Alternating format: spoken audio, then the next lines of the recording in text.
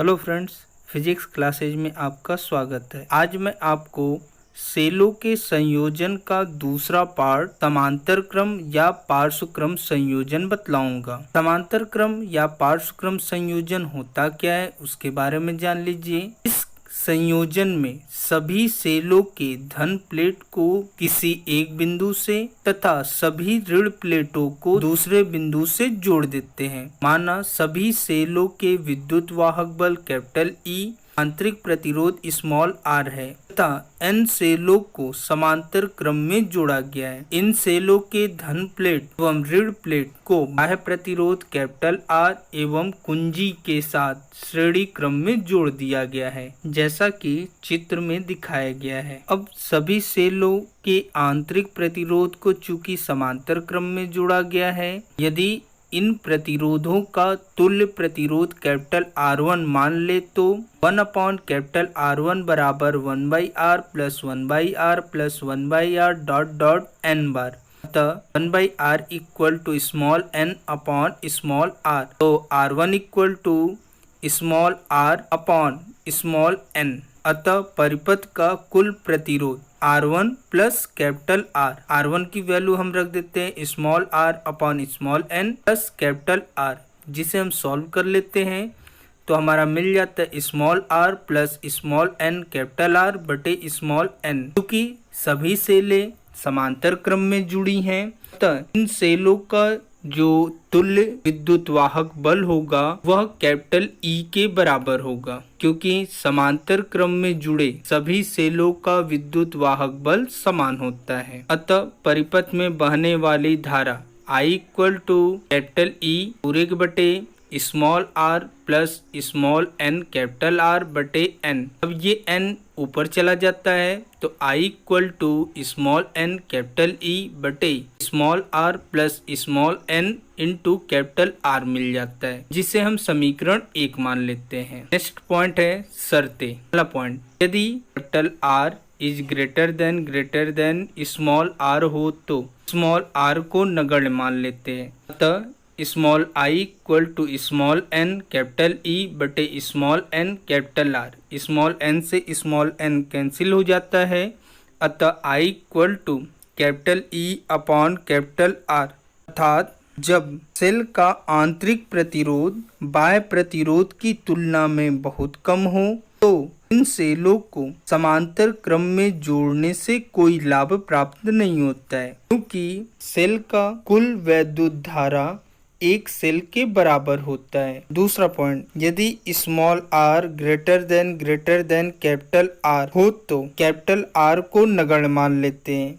अर्थात I equal to small n capital E upon small r। अर्थात जब cell का आंतरिक प्रतिरोध बाह्य प्रतिरोध की तुलना में बहुत अधिक हो तो उन्हें हम समांतर क्रम में जोड़ते हैं। तीसरा पॉइंट है, जब सेल के विद्युत वाहक बल तथा आंतरिक प्रतिरोध अलग अलग हो तो समांतर क्रम में जोड़ने के बाद परिपथ में बहने वाली धारा, जैसा कि चित्र में दिखाया गया है, 3 सेल हैं जिनके आंतरिक प्रतिरोध क्रमशः स्मॉल r1, स्मॉल r2 व स्मॉल r3 हैं तथा विद्युत वाहक बल क्रमशः कैपिटल E1, कैपिटल E2 और कैपिटल E3 हैं, जिन्हें हम समांतर क्रम में जोड़ा गया है। इन सेलों के द्वारा परिपथ में बहने वाली धाराएं क्रमशः I1, I2 व I3 हैं। तो बाह्य प्रतिरोध कैपिटल R में बहने वाली धारा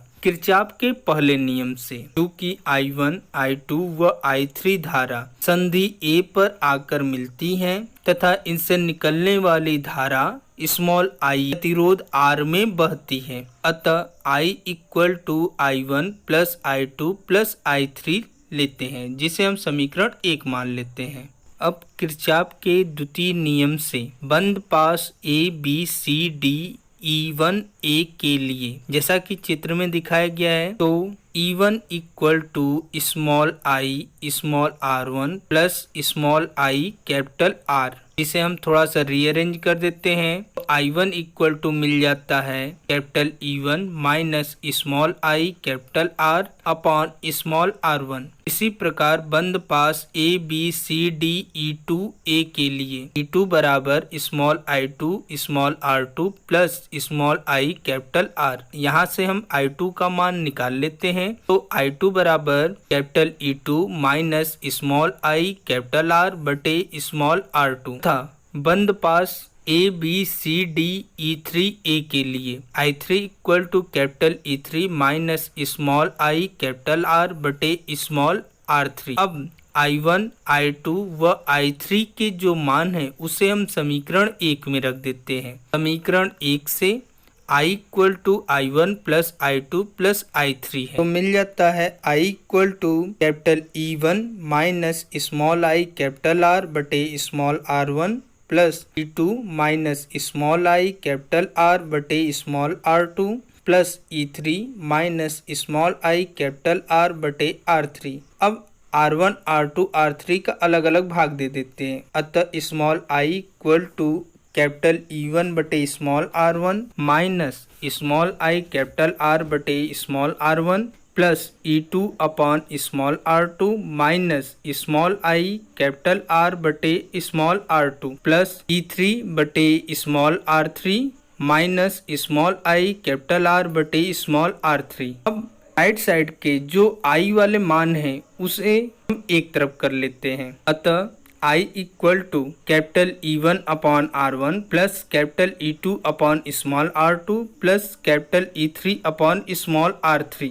अब IR कॉमन ले लेते हैं, माइनस IR ब्रैकेट में 1 upon small R1 plus 1 upon small R2 plus 1 upon small R3। अब IR वाले जो पद हैं उसे हम लेफ्ट साइड ले जाते हैं, तो हमारा मिल जाता है small I plus small I capital R bracket में 1 upon small R1 plus 1 upon small R2 plus 1 upon small R3 equal to capital E1 upon small R1 plus capital E2 upon small R2 plus capital E3 upon small R3। अब left side में small I common है जिसे हम बाहर ले लेते हैं, अतः I इक्वल टू मझला bracket 1 plus capital R bracket में 1 upon small R1 plus 1 upon small R2 plus 1 upon small R3 equal to capital E1 upon small R1 plus capital E2 upon small R2 plus capital E3 upon small R3 है, जिसे हम solve करते हैं, तो हमारा मिल जाता है I equal to capital E1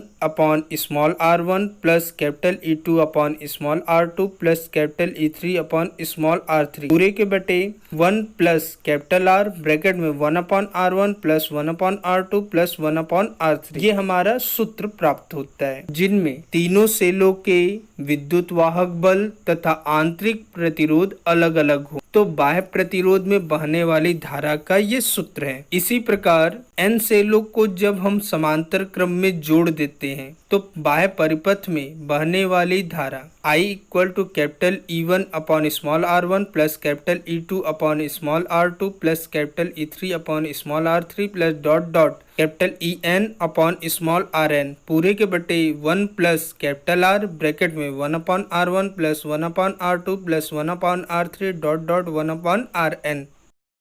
video को पूरा देखने के लिए आपका धन्यवाद। आपसे अनुरोध है कि चैनल को सब्सक्राइब कर लें तथा बेल आइकन को दबा लें, जिससे आने वाले सभी वीडियो का नोटिफिकेशन आपको मिल जाए। और इस वीडियो को लाइक कमेंट करने के बाद अपने दोस्तों को ज़रूर शेयर करें।